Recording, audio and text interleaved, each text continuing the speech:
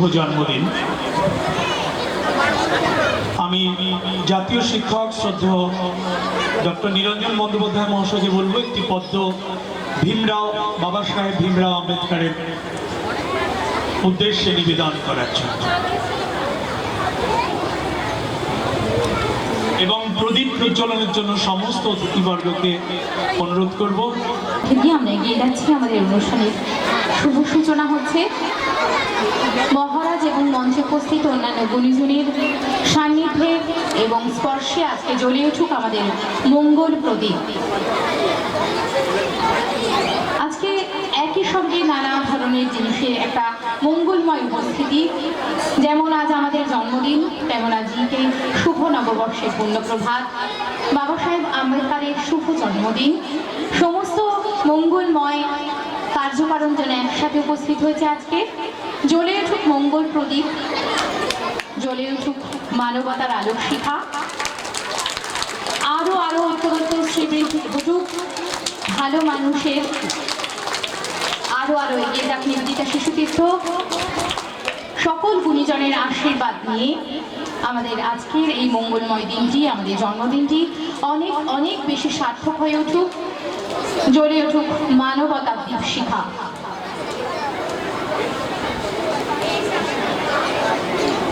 এবং মঞ্চে যারা গুণীজনেরা বসে রয়েছেন তাদের প্রত্যেককে আমার যথাযোগ্য স্থানে শুভেচ্ছা আদি সহ আন্তরিক শ্রদ্ধা জ্ঞাপন করছি আমার ব্যক্তির তরফে এবং আমি যে প্রতিষ্ঠান থেকে এসেছি বিবেকব্রতী সেবা ট্রাস্টের পক্ষ থেকে।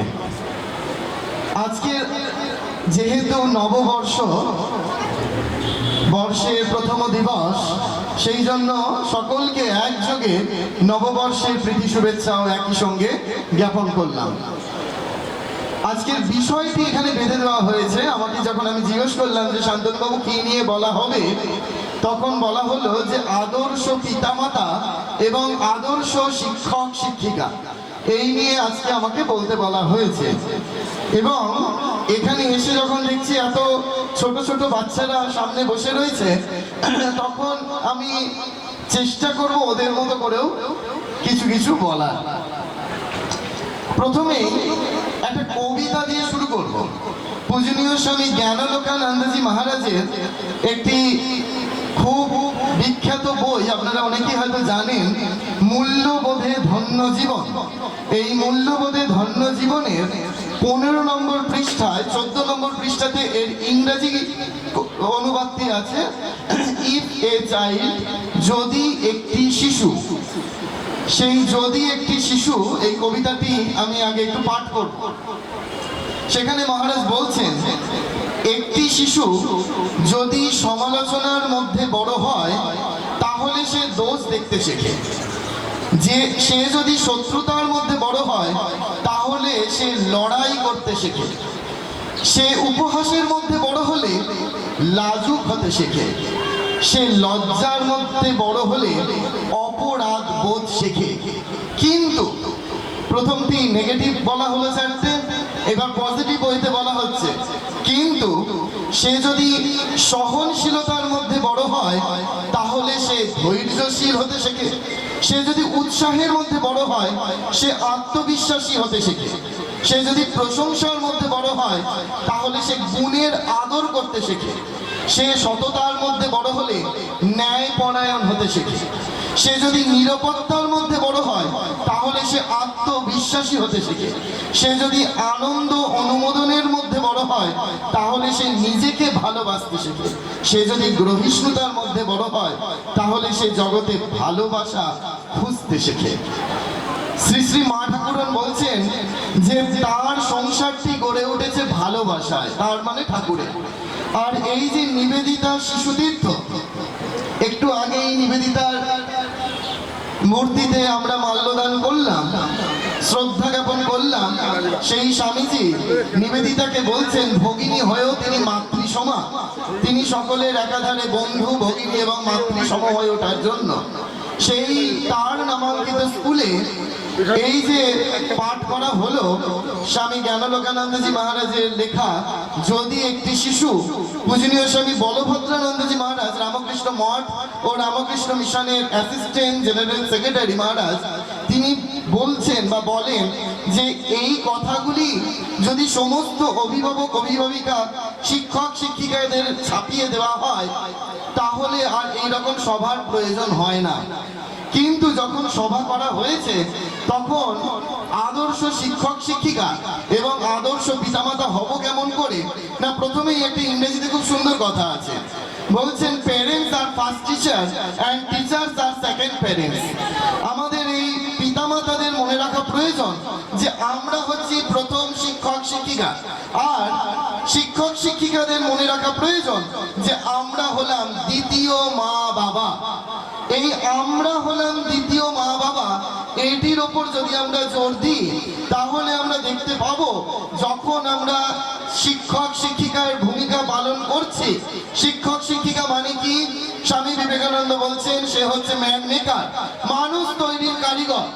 স্বামী বিবেকানন্দ বলছেন বি অ্যান্ড মেক, আগে হও এবং তারপর তৈরি করো। ঠিক সেরকম বাড়ির ক্ষেত্রেও আমাদের মনে রাখতে হবে যখন পিতামাতা চরিত্র আমরা যাপন করছি তখন এমন কিছু দৃষ্টান্ত প্রতিস্থাপন করতে হবে যে প্রতিস্থাপনের মধ্যে দিয়ে সেই ছোট্ট ছোট্ট শিশুর মধ্যে আত্মবিকাশ জাগ্রত হয়। কিরকম? যখন আমি যুব সম্মেলনে যাওয়ার চেষ্টা করি, স্কুল কলেজে ক্লাস নিই, তখন ছাত্রছাত্রীদের বলি যে আচ্ছা এই যে তোমরা স্কুল থেকে যখন বাড়ি ফেরো তখন খিদেটা খুব বেড়ে যায়।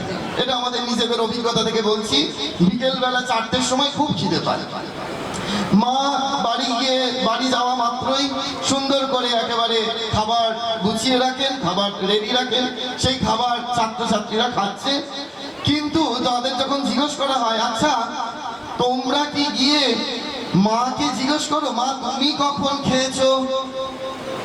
এই যে ছাত্রছাত্রীদের যখন বলা হয় আচ্ছা হাত তোলো তো, এই প্রশ্ন কজন তোমরা মাকে গিয়ে জিজ্ঞেস করো, তখন দেখা যায় আরে বাপরে এখানে এরা অনেকে হাত তুলে দিয়েছে, তার মানে এরা জিজ্ঞেস টিজ্ঞেস করে আর কি। কিন্তু আমি যখন অন্য স্কুল কলেজে যাই মেয়েদের মধ্যে হাত উঠলেও ছেলেদের দিক দিয়ে একটা হাত ওঠে না। আমরা ভুলে যাই যে মা হয়তো না খেয়ে আমার খাবারের জন্য বসে রয়েছে, আমরা খেয়ে হয়তো আমার স্টাডি রুমে চলে গেলাম কিংবা খেলার মাঠে চলে গেলাম, মা হয়তো তখন বসে বসে খাচ্ছে, কিন্তু আমরা একবারও মাকে জিজ্ঞেস করলাম না যে মা তুমি কখন খেয়েছো। এই মা তুমি কখন খেয়েছো এটা কখন একটা বাচ্চা শিখে জানেন? যখন সে তার বাবাকে, সে তার মাকে যখন দেখছে তার বাবা মাকে সে বাবা মা জিজ্ঞেস করছে। সেই জন্য আমাদের প্রথম কর্তব্য যে আমরা আপনি আচরি ধর্মজীবের শেখাও যে আমরা কতখানি বড়রা সেই আচরণ পালন করতে সমর্থ। এই আচরণ যদি আমরা পালন করতে সমর্থ হই তাহলে নিঃসন্দেহে আমার সন্তানটি একটি সুসন্তানে পরিণত হবে, সেই বিষয়ে কোনো সন্দেহ নেই, সংশয় নেই। কিন্তু সমস্যা কোথায়? সমস্যা হচ্ছে এই জায়গায় যে আমরা ভুলে যাই আমাদের আচরণটাকে ঠিক করতে। আমরা ভাবি যে আমাদের বাচ্চারা আমাদেরকে ভালোবাসবে, কিন্তু আমরা ভুলে যাই আমাদেরও বাবা মা রয়েছে, আমাদেরকে ওদের সামনে দেখাতে হবে যে আমরা কি কি আচরণ করছি। আমি যে শহরে থাকি সেই শহরে এই স্কুলেরই নামাঙ্কিত শুধু নিবেদিতার জায়গায় শ্রীরামকৃষ্ণ নাম, শ্রীরামকৃষ্ণ শিশুতীর্থ হাই স্কুল, সেখানে স্টুডেন্টস 4,000 স্টুডেন্ট পড়ে, খুব নামি স্কুল। সেই স্কুল থেকে গত বছর ক্লাস 3 বাবা মা আমার কাছে গেলেন, গিয়ে বলছেন মহারাজ আমার ছেলেকে নিয়ে সামলাতে পারছি না। আমি বললাম কেন? বলছে আমার ছেলে ক্লাস 3-তে পড়ে, সুইসাইড করতে গিয়েছিল। আমি তো শুনে অবাক। আমি বললাম এ আবার কি করে সম্ভব? সেই বাচ্চা ছেলেটি কি করে জানলো এই প্রথা? তখন বলছে সেই বাবা বলছে আমি অফিসে চলে যাই, মা বলছে আমি অফিসে চলে যাই। সে অ্যাটেন্ডেন্সের কাছে বড় হচ্ছে, যেহেতু অ্যাটেন্ডেন্সের কাছে বড় হচ্ছে তাকে সামলানোর জন্য আমরা একটা মোবাইল ফোন কিনে দিয়েছি। আর ওই মোবাইল ফোনে সে সব সময় কি দেখে সেটা আমরা ওয়াচ করতে পারি না। যখন বাড়িতে এসে পড়ানোর কথা বলি, পড়তে বসার কথা বলি, তখন সে পড়তে বসছে না, কেবলমাত্র মোবাইল ফোনটি নিয়ে খেটে যাচ্ছে, খেলে যাচ্ছে। এই অভ্যাস শুধু বাচ্চাদের নয়, এই অভ্যাস আমাদের প্রত্যেকের, বড়দের। একটা বাড়িতে যদি রাত্রিবেলা যান, দেখবেন বাবাও মোবাইল ফোন নিয়ে ঘাটছে, মাও মোবাইল ফোন নিয়ে ঘাটছে, বাচ্চাটিও মোবাইল ফোন নিয়ে ঘাটছে। এটা খুব এখন একবারে ঘরে ঘরে এই দৃষ্টান্ত। কিছুদিন আগে মাননীয় মুখ্যমন্ত্রী তিনি একটি মিটিং করছিলেন, দেখা গেল পিছনে 4 জন আইপিএস অফিসার তারা মোবাইল ফোন নিয়ে খেলছে। মুখ্যমন্ত্রী মিটিংটাকে থামিয়ে দিলেন। এটা আমরা নেশাগ্রস্ত হয়ে পড়েছি। আমরা বুঝতে পারছি না যে আমরা কোন দিকে চলেছি, আমাদের ভবিষ্যৎটা কোন দিকে বইতে শুরু করেছে, আমরা ভাবতে পারছি না।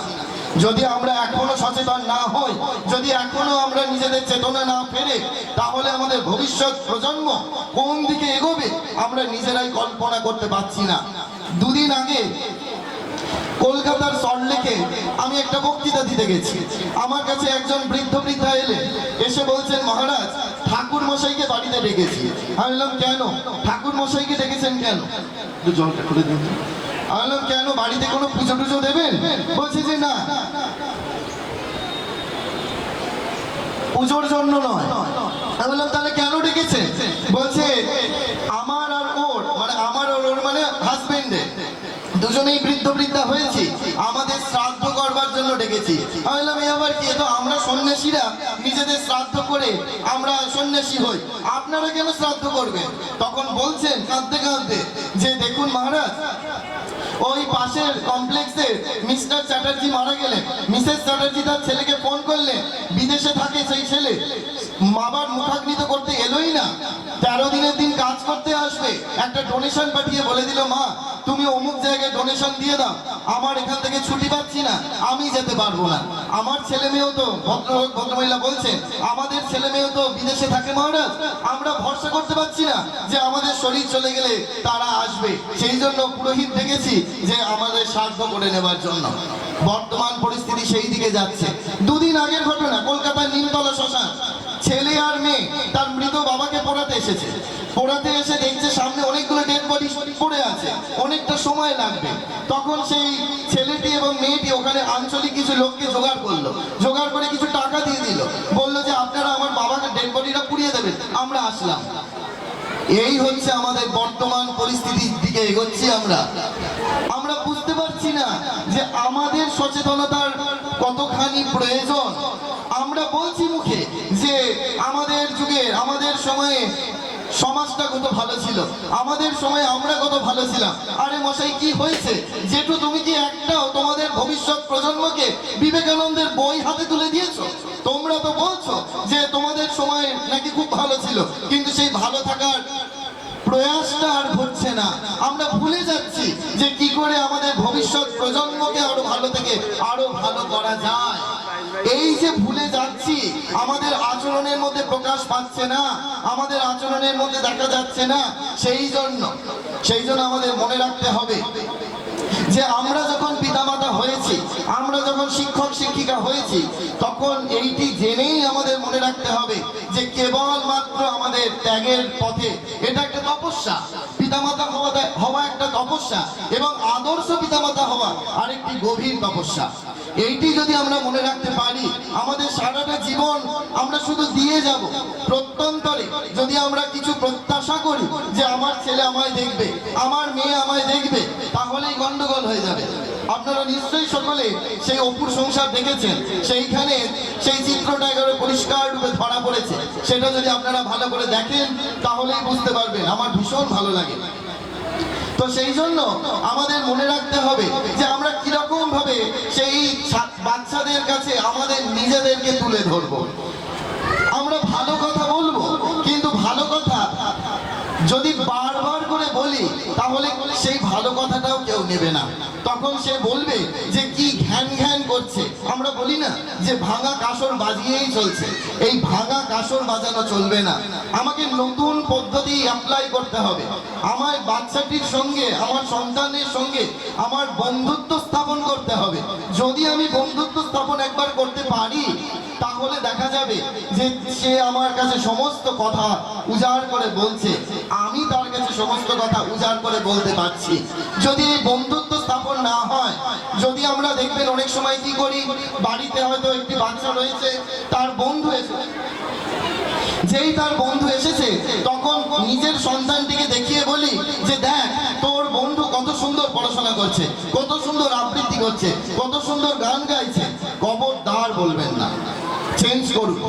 প্রসেস চেঞ্জ যদি না করেন এই আদর্শ পিতামাতা হওয়া যাবে না। যদি সেই বাচ্চাটি নিজের বাচ্চার সামনে বলছেন, সন্তানের সামনে বলছেন, হয়তো আপনার মনে হচ্ছে যে আপনার সন্তান তো কিছু মনে করছে না, কিন্তু আপনি যে অলক্ষ্যে আপনার সন্তানকে অপমান করছেন এটা আপনি বুঝতে পারছেন না। এই অপমান করবার কোনো রাইট আপনার নেই। এই জন্য আমরা আদর্শ পিতামাতা হওয়ার চেষ্টা করি, কিন্তু আদর্শ পিতামাতা আর হয়ে উঠতে পারি না। দুর্ভাগ্যের বিষয়। যদি আপনার সন্তানকে বলতে হয় তাহলে পাশে ডেকে বলুন, অন্য ঘরে নিয়ে গিয়ে বলুন, সেই বাচ্চাটি চলে যাওয়ার পর বলুন, কিন্তু কোনো বাচ্চার সামনে আপনার সন্তানকে আপনি ছোট করতে পারেন না। এটা আজকে মাথায় ঢুকিয়ে নিয়ে এখান থেকে যান। যদি এই প্রসেসগুলো মেনে চলতে পারেন তাহলে দেখবেন যে আপনি আপনার সন্তানকে নিয়ে আপনি ভীষণ সুখে আছেন। তখন আর মহারাজদের কাছে এসে নালিশ করতে হবে না যে মহারাজ আমার সন্তানটিকে নিয়ে আমি অতিষ্ঠ হয়ে যাচ্ছি, আমি সামলাতে পারছি না। সামলাতে পারবেন কেমন করে? সে যদি দেখে যে আমার পিতা, আমার মাতা আমার সামনে একরকম আচরণ করছে আর ঠিক বাইরে গিয়ে অন্যরূপ আচরণ করছে, তাহলে কিছুতেই আমরা আমার সন্তানকে সুসন্তান করতে পারবো না। দ্বিতীয়, যত করে বেশি করে পারুন যে এই বাচ্চা অবস্থা থেকে, শিশু অবস্থা থেকে স্বামীজি পড়তে শেখান, বিবেকানন্দকে পড়তে শেখান। বিবেকানন্দকে যদি তারা জানে, আমি তো বলি যে এরকম ছোট ছোট স্কুলে গেলে নিশ্চয়ই এই স্কুলে পড়ানো হয় ওই শিশুদের বিবেকানন্দ, ছোটদের বিবেকানন্দ বলে সুন্দর সুন্দর ছবিতে বই আছে। সেই বইগুলো কিনুন, নিজে পড়ুন, অপর এই বাচ্চাদেরকে শোনান। আর যদি তারা পড়তে না চায়, শ্রীরামকৃষ্ণদেবকে ফলো করুন। শ্রীরামকৃষ্ণদেব কি করছেন, নরেন্দ্রনাথ যখন আসছেন তখন যে বইগুলি নরেন্দ্রনাথ পড়তে চাইতেন না, তখন নরেন্দ্রনাথকে বলতেন ঠাকুর যে দেখ ওই বইটা পড়, কেন আমার জন্য পড়। ঠিক আপনার একটা ছলনার আশ্রয় নিলেন যে দেখ আমার তো বয়স হচ্ছে, তাহলে তোরা একটু পড়, আমি একটু শুনি। এই যে পড়ার অভ্যেস যদি তাদের মধ্যে করে দেওয়া যায়, বিবেকানন্দকে পড়ার অভ্যেস যদি করে দেওয়া যায়, তাহলে দেখবেন যে তারা ছোট বয়স থেকে বিবেকানন্দ চর্চা করতে শিখেছে। বিবেকানন্দ চর্চা করলে সে একটি সৎ এবং হৃদয়বান মানুষ হবে, এতে কোনো সন্দেহ নেই, সংশয় নেই। পিতামাতার উদ্দেশ্যে আমি সব জায়গায় গেলে বলি, বা বিশেষ করে পেরেন্টস কনভেনশন হলে বলি যে আমরা আমার সন্তানটিকে একটি সুসন্তান করবার জন্য কি করি না, একটা ভালো স্কুলে ভর্তি করে দিই। সেখানে কি করবে তারা? ভালো পড়াশোনা করবে, শিক্ষিত হবে। কিন্তু একবারও কি ভেবে দেখি যে আমার সন্তানটিকে আমি মানুষের মতো মানুষ করতে চাই? এই মানুষের মতো মানুষ করবার আইডিয়াটা আগে আপনাদের থাকা প্রয়োজন। যদি আপনাদের এই মানুষের মতো মানুষ হবার আইডিয়াটা থাকে যে আমরা কি করলে মানুষ হতে পারি, ভালো মানুষ হবার কোনো বাউন্ডারি লাইন হয় না। যত পারি আমরা ভালো থেকে আরো ভালো, আরো ভালো হতে পারি। কিন্তু স্বামী বিবেকানন্দ বলছেন একজন সৎ এবং হৃদয়বান মানুষের বড় প্রয়োজন সমাজে। এই সৎ এবং হৃদয়বান মানুষ কি করে হওয়া সম্ভব? যখন ইংলিশ মিডিয়াম স্কুলগুলোতে যাই তখন আমি দেখি যে তারা কি করে না, তাদের বাড়ি থেকে শিখিয়ে দেয়, বাবা মায়েরা শিখিয়ে দিচ্ছে যে দেখ তোকে যে টিফিনটা দেওয়া হচ্ছে সেই টিফিনটা তুই শুধু একা খাবি, তুই শুধু একা খাবি, কাউকে দিবি না। খবরদার মায়েদের বলছি, বাবাদের বলছি, এই জিনিস আপনি কখনো শেখাবেন না ছেলেকে। যদি এই শিখিয়ে বড় করেন যে শুধুমাত্র টিফিনটা তুই খাবি, অপর কাউকে দিবি না, তাহলে চোখের জল কিন্তু আমাদেরকেও ফেলতে হবে, এই নিয়ে কোনো সন্দেহ নেই। আপনি বরং একটু বেশি করে টিফিন দিন, টিফিন দিয়ে বলুন যে সেই টিফিনটা তোমরা সবাই ভাগ করে খাও। আমাদের রামকৃষ্ণ মিশনের একটি ঘটনা বলি। সারগাছি রামকৃষ্ণ মিশন, সেখানে টিফিন হয়েছে। একটি বাচ্চা ছেলে, এই এদেরই মতো একটি বাচ্চা ছেলে ছাত্র, সে হেডমাস্টার মহারাজের ঘরে টিফিন বক্সটা নিয়ে ছুটে গেছে, গিয়ে বলছে মহারাজ মহারাজ, যেই মহারাজ বলে ডেকেছেন, টিফিন বক্সটা হাতে রয়েছে। হেডমাস্টার মহারাজ তখন বলছেন যে কি রে, তোর টিফিনটি কি আজকে কেউ খেয়ে নিয়েছে? তখন সেই ছাত্র বলছে, না মহারাজ, আমার টিফিনটা আজকে কেউ খায়নি। আজকে আমার মা একটু ভালো টিফিন দেওয়ার সুযোগ হয়েছে, কারণ সারগাছি রামকৃষ্ণ মিশন অত্যন্ত গ্রামের মধ্যে। সেখানে দরিদ্র সন্তানেরা, ছাত্ররা সেখানে পড়াশোনা করে।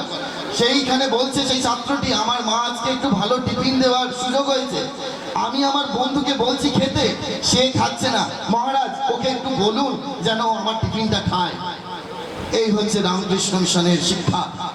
আপনারা যদি ঠিক এরকম ভাবে করেন, দেখবেন আপনাদের হৃদয়টা আনন্দে ভরে যাচ্ছে। আপনার সন্তান একটি সুসন্তানে পরিণত হচ্ছে। আপনার সন্তান ছোট বয়স থেকে অপরের কথা ভাবতে শিখছে। আমাদের কি হয়, এই কিছুদিন আগে একটা বৃদ্ধাশ্রমে গেছিলাম বক্তৃতা দিতে। তখন একজন মা উঠে দাঁড়িয়ে কাঁদতে কাঁদতে বলছেন তার ছেলে বিরাট ডাক্তার। সেই মা তখন উঠে দাঁড়িয়ে বলছে যে মহারাজ, আমি তো ছোটবেলা থেকে আমার ছেলেটার জন্যই সর্বস্ব ত্যাগ করেছি। আমি বললাম যে দেখুন, ছেলেটার জন্য সর্বস্ব ত্যাগ করেছেন ঠিকই, ছেলেটার জন্য আপনি একটা স্বার্থপর জীবনযাপন করেছেন। আর ছেলে আরেকটু এগিয়ে গিয়ে আত্মপর হয়ে গেছে, এটা তো বেশি কিছু না, বরং আপনাকে ছাপিয়ে গেছে, তো আপনার আনন্দ পাওয়ার কথা। তখন তিনি আরো কাঁদতে শুরু করলেন, বললেন মহারাজ এই কি বলছেন? আমি বলছি হ্যাঁ, আপনি একটা স্বার্থপর জীবনযাপন করেছেন, আপনার ছেলে ছাড়া আর জগতে কিছু ভাবেননি। কিন্তু আপনি যদি সেই ছোট বয়স থেকে আপনার ছেলেটিকে নিয়ে যদি দুর্গাপুজোর সময় আপনার ছেলেকে যদি 4টে জামা কিনে দেন, তাহলে আরেকটি জামা আপনারই পাড়ায় যে দূর দূরান্ত গ্রাম থেকে ঢাক বাজাতে এসছে, তার সন্তানটি পুরনো জামা পরে তার বাবার সাথে কাসর বাজাচ্ছে, তাকে যদি একটি জামা তার হাত দিয়ে দিতেন কিনে, তাহলে কি শিখতো সেই বাচ্চাটি? সে শিখতো যে আমার বাবা, আমার মা আমাকে জামা কিনে দেওয়ার পাশাপাশি অপরকেও জামা কিনে দিয়ে আনন্দ বর্ধনের সুযোগ করে দিচ্ছে। এটি যদি শেখাতে পারতেন, তাহলে কি হতো না, তাহলে আজকে আপনাকে বৃদ্ধাশ্রমে বসে থাকতে হতো না। কিন্তু আপনি তো তা করেননি। আপনি করেছেন কি, আপনার ছেলের সমস্ত চাহিদা পূরণ করেছেন। আপনার ছেলে যে যখন যা চেয়েছে দিয়েছে। তাহলে গন্ডগোল আছে।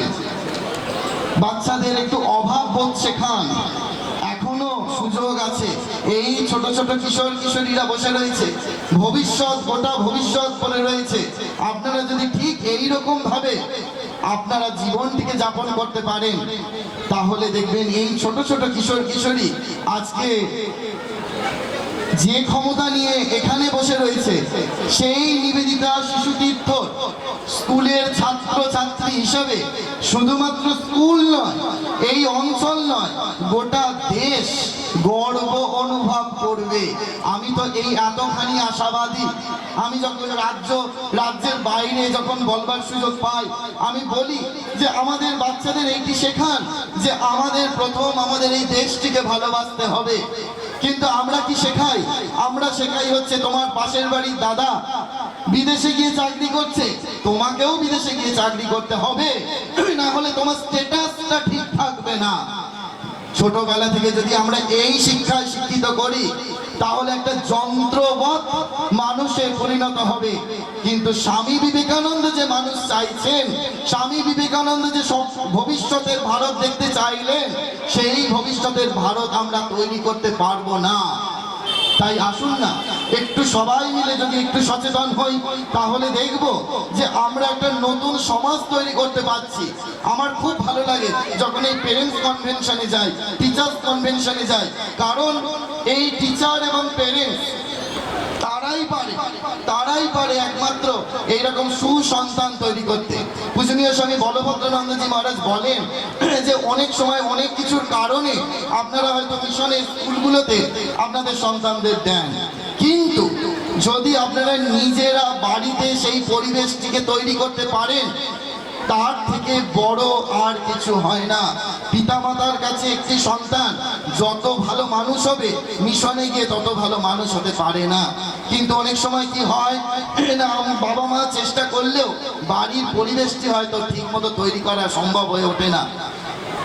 সেই জন্য আপনারা মিশনে দেন, কিন্তু যদি বাড়িটিকেই একটা মিশন তৈরি করে নেওয়া যায়, বাড়িটিকেই যদি পরিবেশটিকে এমনভাবে তৈরি করে নেওয়া যায়, তাহলে দেখবেন আপনার সন্তান আপনার কাছে থেকে মানুষের মতো মানুষ হচ্ছে।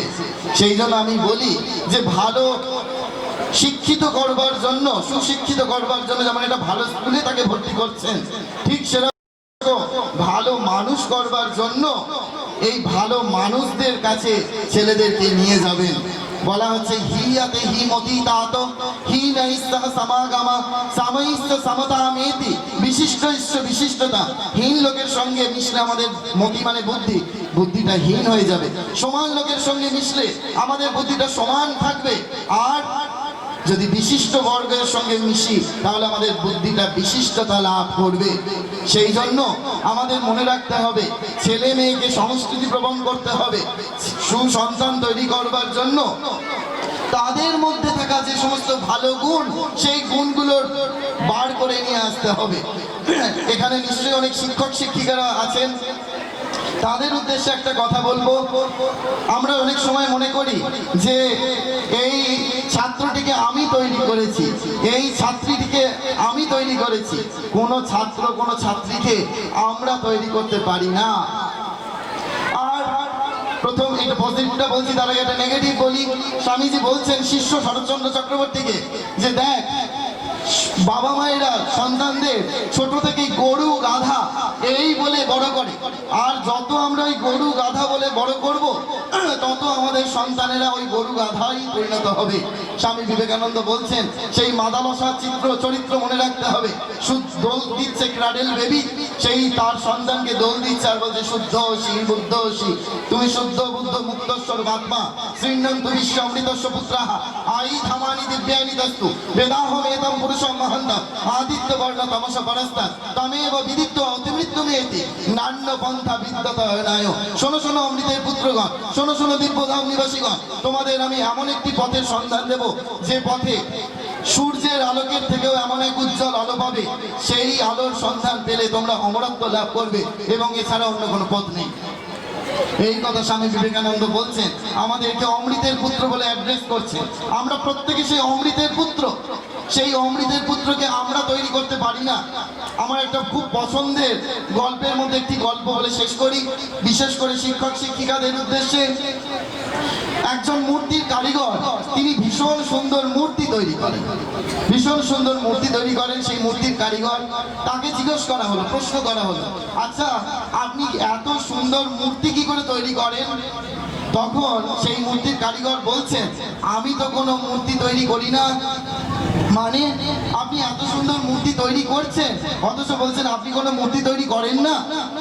তখন সেই কারিগর বলছেন, সেই তার উত্তরটি এত সুন্দর, তিনি বলছেন আমি শুধু কি করি জানেন, আমি ছেনি আর হাতুড়ি দিয়ে একটি পাথরের অবশিষ্ট অংশগুলো খালি বাদ দিয়ে দিই, মূর্তি আপনা হতে ওখান থেকে বেরিয়ে আসে। আমাদের কাজটি হচ্ছে ঠিক তাই, আমরা ওই আমাদের ভালো গুণ দিয়ে তাদের সামনে সেটির প্রকাশ ঘটিয়ে তাদের মধ্যে থাকা অপগুণগুলোকে খালি সরিয়ে দেব, তাহলেই তার মধ্যে থাকা যে ভালো গুণ, ভালো মানুষ, ভালো ছাত্র, ভালো ছাত্রী সেটা অটোমেটিক্যালি বেরিয়ে আসবে।